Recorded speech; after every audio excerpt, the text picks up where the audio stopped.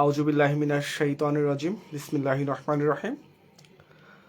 আসসালামু আলাইকুম প্রিয় ফেসবুক যোদ্ধারা এবং প্রবাস থেকে যারা শুনছে সবাইকে ধন্যবাদ জানিয়ে আজকে আমি আমার পেজ থেকে একটি গুরুত্বপূর্ণ ইস্যু নিয়ে আমি লাইভে এসেছি আপনাদের সাথে। আজকে পুরো 11টা পর্যন্ত আছি আপনাদের সাথে। পুরো বিষয়টা নিয়ে আমি আজকে আলোচনা করব। সেটা হচ্ছে, আপনারা ক্যাপশনে দেখতে পাচ্ছেন, বাংলাদেশ ক্রিকেট বোর্ড 5ই আগস্টের পরে ক্রীড়া উপদেষ্টা, ছাত্র আন্দোলনের অন্যতম মহানায়ক বলা যেতে পারে আসিফ মাহমুদ, তিনি ক্রীড়া উপদেষ্টা হিসাবে বাংলাদেশের ক্রিকেট বোর্ডের মন্ত্রণালয়ে দায়িত্ব নেন এবং তারই পরবর্তীতে ফারুক আহমেদ, যিনি বাংলাদেশের একসময় ক্যাপ্টেন ছিলেন এবং দীর্ঘদিন প্রধান নির্বাচকের দায়িত্ব পালন করে আসছিলেন আর কি, সেই নির্বাচক প্যানেল অর্থাৎ ফারুক আহমেদ বোর্ড প্রধান, আসিফ মাহমুদ ছাত্র আন্দোলনের মধ্যে দিয়ে যার আবির্ভাব, সেই আসিফ মাহমুদ ক্রীড়া উপদেষ্টা হয়েছেন। তারই নিয়োগ করা হচ্ছে ফারুক আহমেদ এবং নাজমুল আবেদিন ফাহিম। এছাড়া আরও ফ্যাসিস্টের সময় কিছু পরিচালক ছিল যারা মূলত এখনও চলমান আছে, কারণ তারা অনেকে পালিয়ে যাননি। যেহেতু তারা পালিয়ে যাননি, বোর্ডের সাথে আছেন, যেহেতু বাংলাদেশ ক্রিকেট বোর্ড একটা সংস্থার আন্ডারে অর্থাৎ আইসিসির আন্ডারে, সেক্ষেত্রে চাইলেই সেখানে হস্তক্ষেপ করা যায় না। সো এই 24 বা 25-এর যে বিপিএলটা শুরু হওয়ার আগে আমাদের যে বোর্ড প্রধান ফারুক আহমেদ, তিনি কিন্তু বলেছেন এবছরের বিপিএলটা একটি অন্যরকম বিপিএল হবে।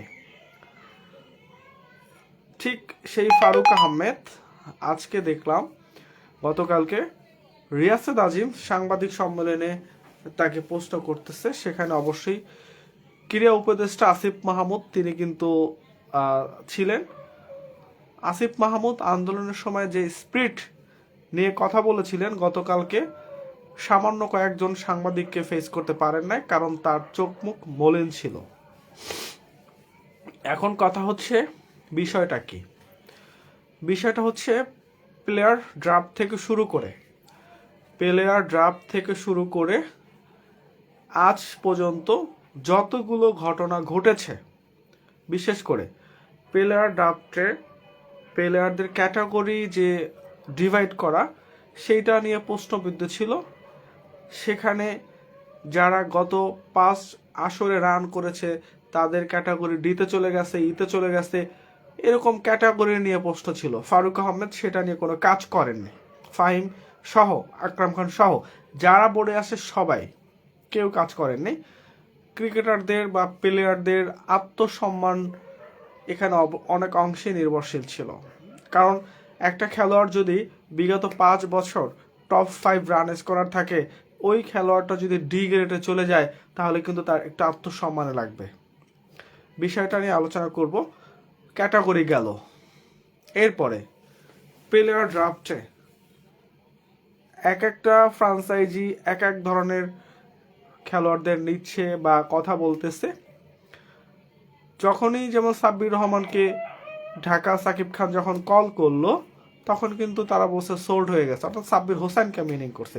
এরকম প্লেয়ার ড্রাফটে অনেক সমস্যা ছিল, সেই সমস্যা কিন্তু রিকভার করতে পারেননি। এরপরে ফ্রাঞ্চাইজি নিয়ে যদি কথা বলি, বিশেষ করে রংপুর, এরা যথারীতি চ্যাম্পিয়ন হয়ে তারা এখন দল গুছাচ্ছে বা দলে তারা এখনও টিকে আছে। ফরচুন বরিশাল এরা ভালো অবস্থানে আছে, খুলনা ভালো অবস্থানে আছে। এইসব ফ্রাঞ্চাইজিগুলো তারা তাদের জায়গায়, ঢাকা ক্যাপিটাল বিশেষ করে সাকিব খান এবার তো সে যে একটা তারকা বাংলাদেশ ফিল্ম ইন্ডাস্ট্রির, সেটা তিনি দেখিয়েছেন। এরপরে যেটা বলি সেটা হচ্ছে ফ্রাঞ্চাইজি রাজশাহী, দুর্বার রাজশাহী।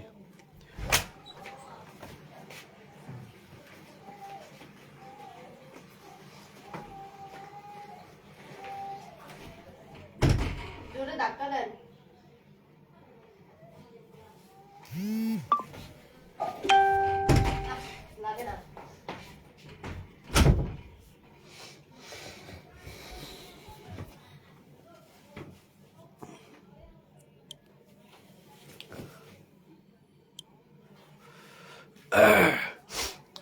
রাজশাহী, এই দুর্বার রাজশাহী এই ফ্র্যাঞ্চাইজিটা যখন তারা টিম নেয়, বোর্ড, বাংলাদেশ ক্রিকেট বোর্ড, তারা কোন যুক্তিতে তাকে বোর্ড বা বোর্ডের থেকে একটা ফ্র্যাঞ্চাইজি দিল সেটা জানি না।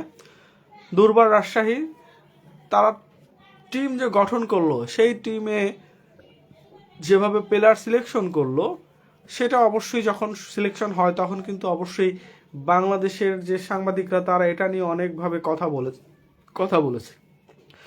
বিশেষ করে তারা এনামুল হক বিজয়কে সাইনিং করছে সরাসরি, এরপরে তাসকিন আহমেদকে তারা প্লেয়ার ড্রাফট থেকে নিয়েছে। তারা যে এই দুইটা তারকা ছাড়া এই দলে আর কোনো ভালো তারকা ছিল না। এই রাজশাহী, দুর্বার রাজশাহী, তারা বাংলাদেশকে যেভাবে ডুবিয়েছে বহির্বিশ্বের কাছে, বিগত 16 বছরে একটা বিপিএলও এরকম অপমানিত বা বাংলাদেশের পতাকাকে, বাংলাদেশ ক্রিকেটকে প্রশ্নবিদ্ধ করেনি কোনো সময়ে, কোনো বিপিএলে। বিশেষ করে যদি নাজমুল হাসান পাপনের যে গড়া যে বিপিএলগুলা, সেগুলো কিন্তু অবশ্যই এরকম অবস্থায় ছিল না। আজকে বাংলাদেশ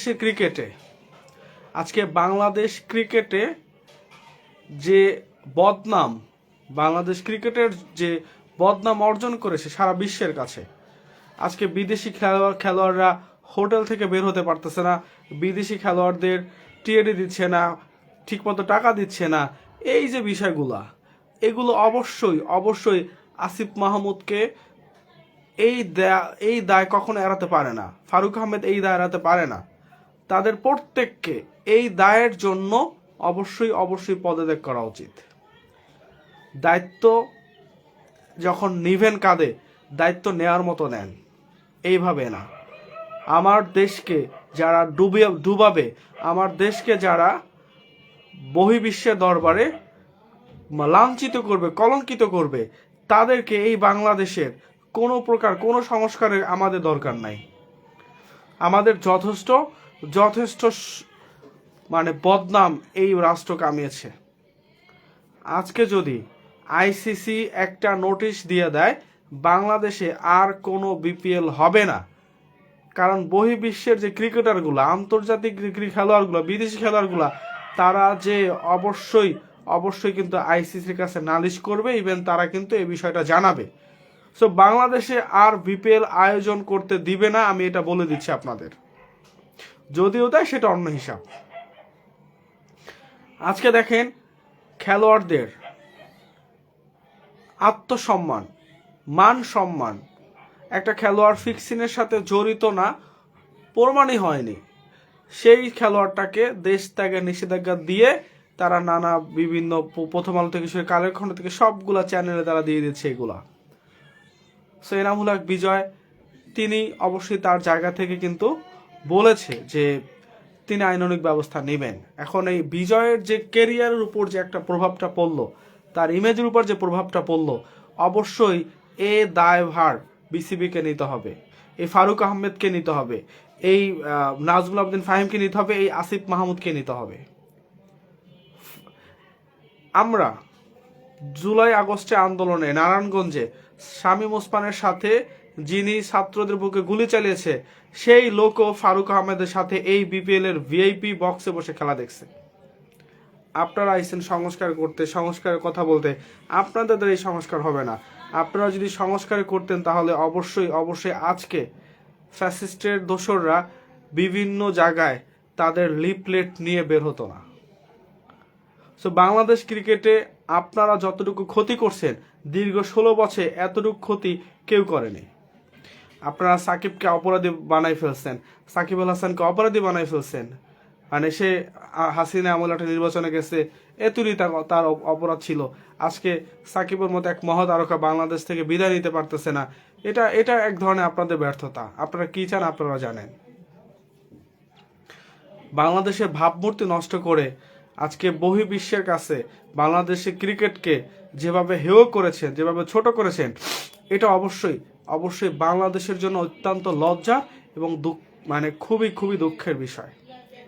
আমরা আজকে এই যে ছাত্র উপদেষ্টা জনাব আসিফ মাহমুদকে বলতেছি যে আপনি যে উপদেষ্টা হয়েছেন, ক্রীড়া উপদেষ্টা, আলহামদুলিল্লাহ একটা উপদেষ্টা আপনার কার্যক্রম নিয়ে আপনি বিভিন্নভাবে কাজ করেছেন, বা 3 মাসে আপনার কার্যবিবরণী দিয়েছেন, 6 মাস হয়ে গিয়েছে, এখন পর্যন্ত কোনো উপদেষ্টা কি কি কাজ করেছেন কোনো মানে ব্যাখ্যা বিশ্লেষণ দেননি।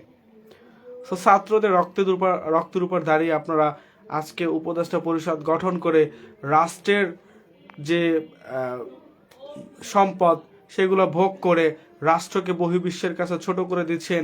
এটার জন্য বাংলাদেশে অভ্যুত্থান হয়নি, এটার জন্য আমরা রাজপথে যাইনি, এটার জন্য আমরা পরিবারকে ফাঁকি দিয়ে রাজপথে যাইনি। আমরা যে দৃশ্য দেখেছি সেই দৃশ্যগুলো আমরা ভুলতে পারতেছি না। স্যার, আপনারা দেশকে ডুবাবেন আর আমরা দেশের জন্য লড়বো, এটা আসলেই বেমানান, খুবই বেমানান। এটা হয় না, আসলেই হয় না, কোনোভাবেই এটা মেনে নেওয়া যায় না। বাংলাদেশকে আমরা ভালোবাসি বলেই দেশের মানুষের উপর যখন জুলুম অত্যাচার মানে সর্বোচ্চ পর্যায়ে চলে গিয়েছে, তখন কিন্তু মানুষ রাজপথে নেমেছে। এখন আপনারা যা করতেছেন, এভাবে রাষ্ট্রকে ডুবাইয়া কখনো সংস্কার হয় না। সামান্য একটা ক্রিকেট বোর্ড, সেই ক্রিকেট বোর্ডটাকে আপনারা সংস্কার করতে পারেন নাই, আপনারা আসছেন রাষ্ট্র সংস্কার করতে। এটা কখনো কোনোভাবেই সম্ভব না। আমি এনামুল হক বিজয়ের জায়গায় থাকলে অবশ্যই আমি যারা এই কাজের সাথে জড়িত প্রত্যেকটা পরিচালকের বিরুদ্ধে মামলা করতাম, আমি আমার জায়গা থেকে। কিন্তু হয়তো পেশাদারিত্বের জায়গা থেকে বিষয়টা স্কিপ করবে বা হয়তো কিছু বলবে না, কিন্তু বিজয়ের জায়গা থেকে বিজয় বলেছে যে তিনি আইনানুগ ব্যবস্থা নেবেন, অবশ্যই তার নেওয়া উচিত। আমরা বিজয়ের পক্ষে আছি। আচ্ছা, রাষ্ট্রে কি টাকা নাই? 900 কোটি টাকাকে নিয়ে পাপন পালিয়েছে? না, পালায়নি। তাহলে এই যে রাজশাহী বোর্ডের যে ফ্র্যাঞ্চাইজি এই যে কাজটা করলো দুর্বার রাজশাহী, তা রাষ্ট্রের টাকা দিয়ে ক্রিকেটারদের আপনি সবকিছু মানে বিষয়টা পুরো সমাধান করে দিতেন। আজকে বাংলাদেশকে বহির্বিশ্বের দরবারে যেভাবে ছোট করছেন এই বিপিএল দিয়া, অবশ্যই আপনারা প্রমাণ করছেন একটা অন্যরকম বিপিএল এবছর উপহার দিয়েছেন। বহির্বিশ্বে দেখেছে যে আসলে এখন ফ্যাসিস্টের দোসররা আপনাদের কার্যক্রম দেখে হাসতেছে, আপনাদের কার্যক্রম দেখে ফ্যাসিস্টের দোসররা নানানভাবে এখন আপনাদের এই কার্যক্রম দেখে মস্করা করতেছে। এখনো সময় আছে, আপনাদের কাছে রিকোয়েস্ট করব, আপনারা অবশ্যই এই যে বিষয়গুলো তদন্ত করবেন। কি এর তদন্ত ঘটনা আপনি কি দেখেন না? আসিফ মাহমুদ, আপনি কি সামাজিক যোগাযোগ মাধ্যমে আসেন না? দেখেন না যে এই ঘটনা ঘটতেছে? আপনি কিসের তদন্ত করবেন? আপনি নিজে যান, উপস্থিত চলে যান, আপনি নিজে তদন্ত করেন, দেখেন কারা জড়িত, ব্যবস্থা নেই তাদের বিরুদ্ধে। এভাবে দেশকে ছোট করবেন বহির্বিশ্বের কাছে। বাংলাদেশ থেকে ক্রিকেট উঠাই দিলে কি করবেন আপনি বলেন? কিছু করার নেই আপনাদের। আজকে বাংলাদেশকে যেভাবে নষ্ট করছেন, বাংলাদেশের সুনাম ক্রিকেটটাকে যেভাবে ধ্বংস করে দিয়েছেন, এভাবে হয় না। এটা আসলে খুবই খুবই দুঃখের এবং কষ্টের। আমরা আপনাদেরকে বসাইছি, আপনাদের নিয়ে কথা বলবো, সেটা অবশ্যই আমাদের জন্য লজ্জা। সো আপনাদের কাছে এখনই রিকোয়েস্ট করব, বাংলাদেশ থেকে অবশ্যই ফ্যাসিস্টের দোসরদের আপনারা আর কোনোভাবে পুনর্বাসনের চেষ্টা করেন না। আমাদের এখনই এখান থেকে সরান, নয়তো এ দেশ কখনই আপনারা সংস্কার করতে পারবেন না। ঠিক আছে? সো আজ এ পর্যন্তই। ভালো থাকবো সবাই। আসসালামু আলাইকুম ওয়া রাহমাতুল্লাহ।